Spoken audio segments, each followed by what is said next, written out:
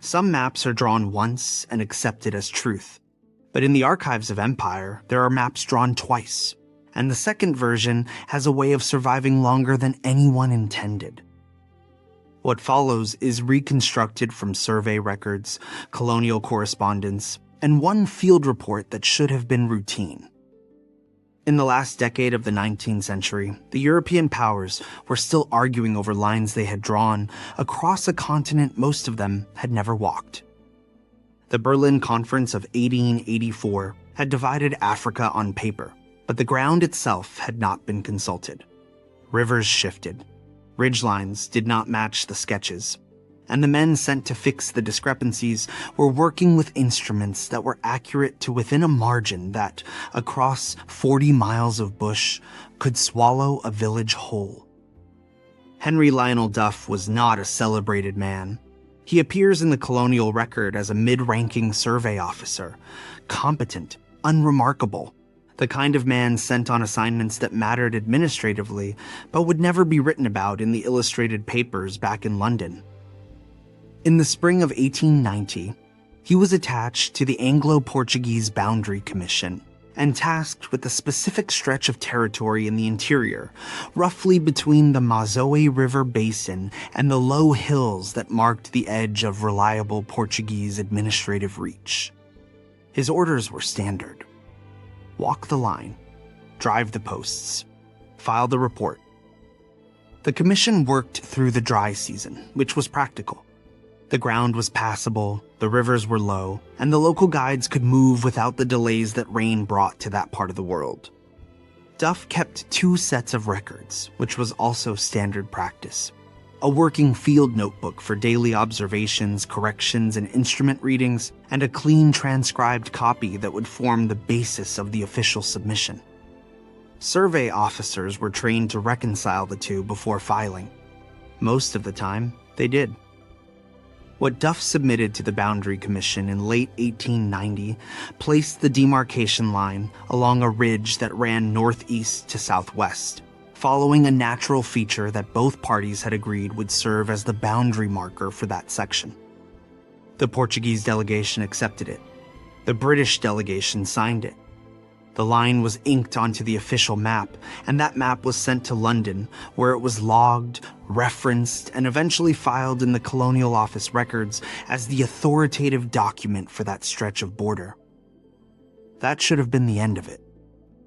The second set of records, Duff's original field notebooks, arrived at the Royal Geographical Society some months later, as part of a broader submission of survey data from the Commission. They were not flagged as contradictory at the time of receipt. It was only in 1893, during a routine cataloging review, that a junior archivist noted a marginal discrepancy between the triangulation readings in the field notebook and the coordinates recorded in the official boundary report. He wrote a single internal memo. The memo was acknowledged. Nothing further was done. The difference between the 2 sets of coordinates was not enormous on paper. Depending on which calculation method was applied, the field notebook placed the boundary line between 3 and 7 miles west of where the official map had drawn it. In the context of a continental border negotiation, 3 miles sounds like a rounding error. But 3 miles of African bushland in 1890 was not an abstraction. It was ground that someone lived on, farmed on, and had been living on long before any European commission arrived to decide whose jurisdiction it fell under. The strip of land created by that discrepancy, the ground that lay between where the official line said the border was and where Duff's field readings suggested it should have been, was never formally assigned to either administration. It does not appear in British colonial census records for Rhodesia. It does not appear in Portuguese administrative records for Mozambique. For a stretch of land approximately 40 kilometers long and between 5 and 12 kilometers wide, there is, in the archival record, almost nothing. A few indirect references, a name that appears once in a supply ledger and once in a missionary letter and then does not appear again. The missionary letter is dated 1906 and was written by a Jesuit priest traveling through the interior on a route between two established mission stations. He mentions, in passing, a settlement he passed through that he describes only as a cluster of farm structures near a dry, seasonal watercourse, with residents who were, in his words, settled and quiet and disinclined to speak about which authority they reported to. He does not name the settlement. He does not record how many people lived there. He notes that the track leading to it was not marked on his map, and continues with observations about the road conditions further east. It is a footnote. It was never meant to be anything more. The supply ledger reference is older, from 1902, and appears in the records of a trading post operating out of a town that was, at that time, on the British side of the official line. A column of outgoing goods lists dried provisions, salt, and lamp oil delivered to a location recorded only as the Mazo Gap settlement, with a notation beside it that reads irregular customer, pays in kind. The entry appears 3 times across the ledger's active years and then stops without explanation. Whether the settlement stopped sending buyers or the trading post stopped recording the transactions is not clear. The ledger ends in 1904, when the post was absorbed into a larger commercial operation, and the new records do not carry the reference forward. By 1910, the border region had settled into the administrative patterns that would define it for the next several decades. Tax collectors moved along established routes. Census takers worked from village lists compiled by local headmen who reported to district offices. The machinery of colonial governance was slow and imprecise, but it was persistent, and it tended, over time, to find things. What it did not find, it did not look for. The strip of land between Duff's 2 sets of coordinates was not on any route. It was not on any list. And so no one went there with a ledger. The first deliberate attempt to account for that stretch of territory came not from the British side, but from the Portuguese. In 1918, a district reorganization in the Mozambique interior prompted a reassessment of the outer boundaries of several administrative zones. A Portuguese surveyor named Albino Ferreira was assigned to verify the eastern edge of one such zone, which, according to the official boundary map, should have been clearly defined by the ridgeline Duff's commission had established nearly 30 years earlier. Ferreira traveled to the area in the dry season and spent approximately 2 weeks conducting his assessment. His report, filed in early 1919, is a careful and methodical document for most of its length. The final 3 pages are different in tone. Ferreira noted that the ridge marked on the official boundary map did not match the ridge he found on the ground.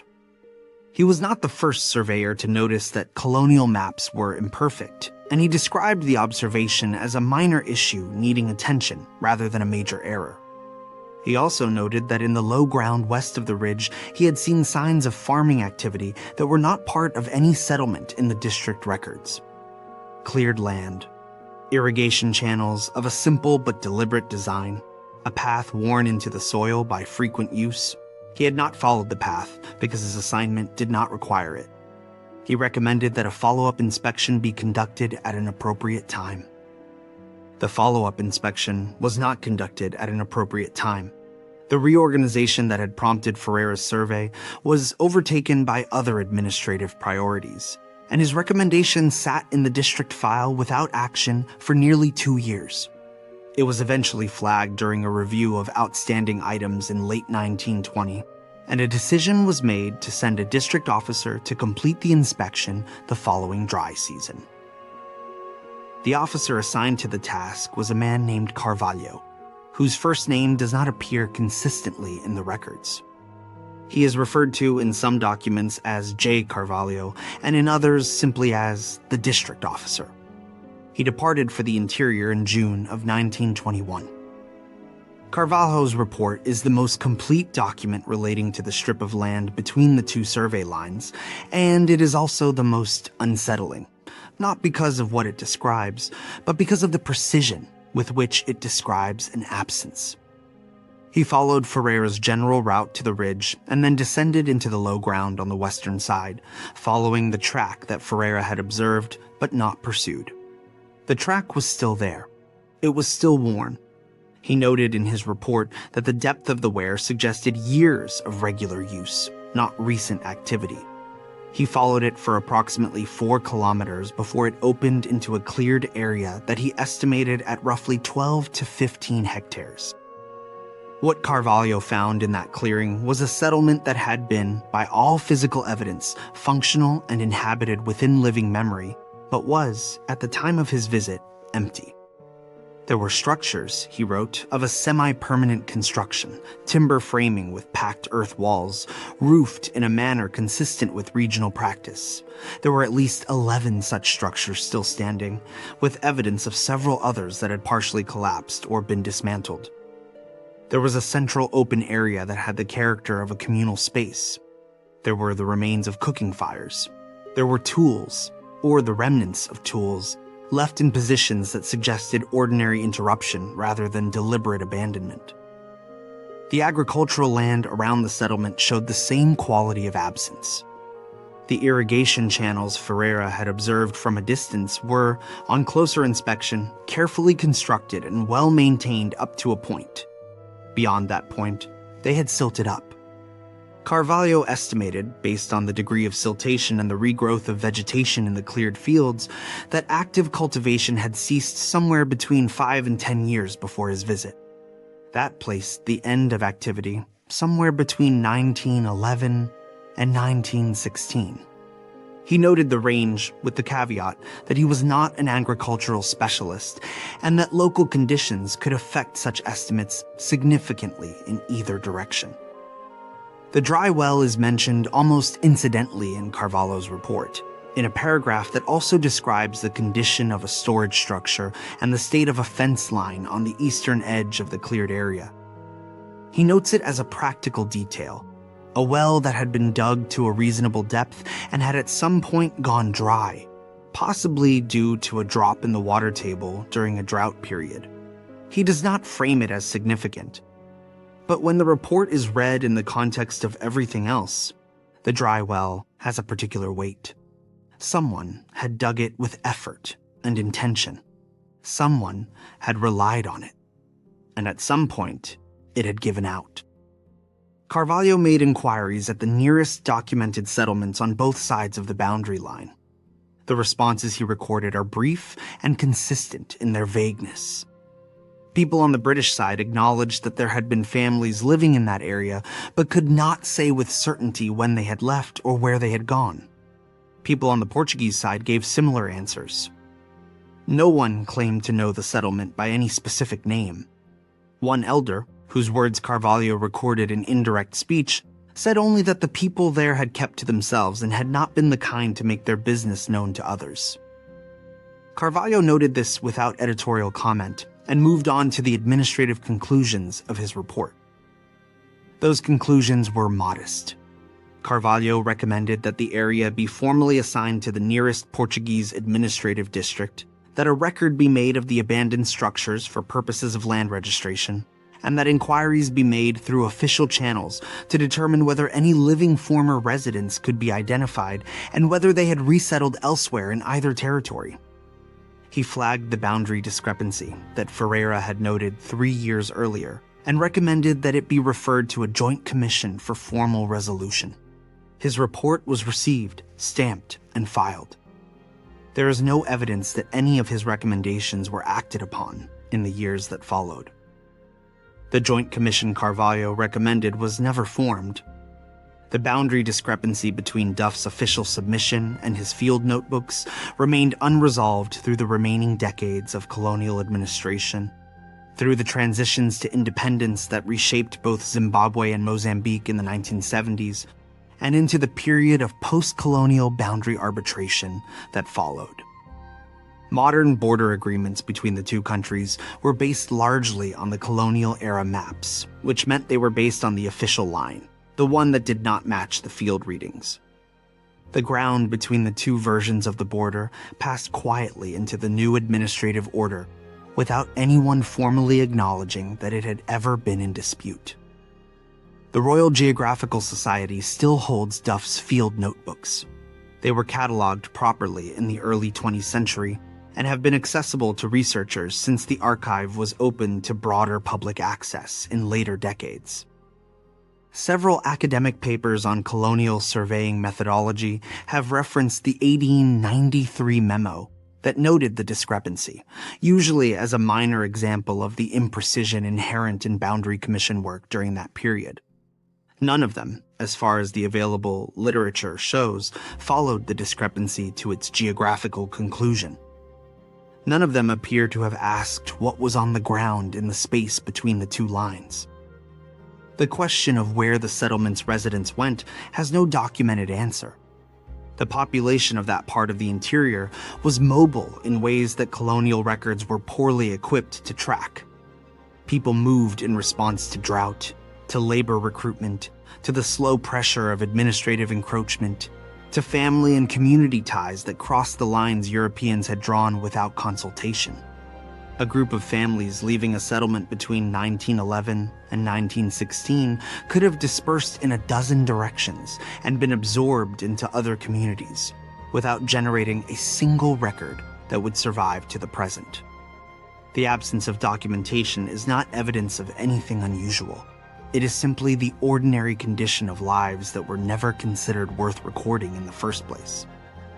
The current records Carvalho described do not fully support a slow and voluntary process.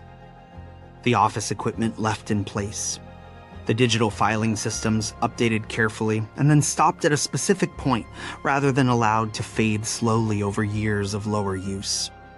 The work areas left organized rather than cleared for supplies, which would have been the practical choice for a team moving to a new project with time and intention. These details do not prove anything. Carvalho himself did not read them as signs of anything other than a shutdown whose causes he could not determine. But they suggest a departure that was not fully planned, or at least not planned far enough in advance to allow for the kind of methodical packing that a prepared move would typically involve. The drought records for that region in the early 20th century show a significant dry period between 1912 and 1914, severe enough to affect agricultural output across a wide area. A settlement dependent on a single well that was already showing signs of stress would have been particularly vulnerable. The failure of the well and the failure of the rains in the same period would have been enough to make the location untenable, and the speed of the departure, if that is what the physical evidence suggests, could be explained simply by the pace at which a water crisis forces a decision. People do not always dismantle their homes when they leave because of drought. Sometimes they leave with what they can carry and do not look back. The findings are logical and match the regional data plus the history of movement seen in that part of Africa at that time, so no further research is needed. Yet one part remains unclear, because no one who visited the area or worked with the site or lived nearby ever shared a specific name for the location, even though other nearby groups had clear titles. And the fact that the files describe it as a site near the water, rather than as a group of people, is worth some extra study. One possibility is that the residents had a practical interest in remaining unknown to authorities. A community living in an area that no government claimed was free in a specific way. No tax collector visited them. No recruiter had their location on a list. No census taker had been assigned to their district. The people who lived there may have understood that their position between two systems offered protection that a registered settlement would not have. Keeping their business private, as the elder told Carvalho, may not have been just a personal choice. It may have been a survival strategy. If that is the case, then the dry well and the drought did not just end a community. They ended the only condition that had made that community possible. When the water failed, the residents could not simply move a few miles and rebuild, because a few miles in any direction meant entering a territory that was administered, mapped, and registered. It meant becoming visible. Whatever arrangement they had maintained for 1 or 2 or possibly 3 decades in the space between the survey lines would not survive the transition to documented ground. They had to go somewhere, and wherever they went, they disappeared into the record the way people do when they have no choice but to be absorbed by a system that was never built to remember them individually. Carvalho filed his report and returned to his district. Duff's notebooks remained on their shelf. The official boundary map continued to be the authoritative document for that stretch of border, and the ridge it placed slightly east of where the field readings suggested remained the legal line between two countries that did not yet exist when the map was drawn. The cleared land grew back, the irrigation channels silted over completely. The structures that Carvalho had found still standing presumably followed the others into collapse over the years that followed, returning to the soil at the pace that the climate and the vegetation allowed. There is a category of historical loss that does not involve destruction in any dramatic sense. No fire, no flood, no deliberate erasure. Just the slow accumulation of unasked questions and unfiled follow-ups and recommendations that were received and stamped and set aside. The settlement between the two survey lines was not hidden. It was simply never looked for until it was already gone, and by the time someone arrived with a ledger and the authority to make a record, there was nothing left to record except the shape of what had been there. A dry well, cleared fields going back to bush, structures standing in a clearing that no map acknowledged. The field notebooks remain in the archive, and the old memo is still in the file, while the report stays in the records for any researcher to find. The site remains on the border, in an area that has been farmed and used by people whose names are not in the current records. Whether any trace of the settlement stays under the plants is a question that has not been explored by those with the equipment to check it.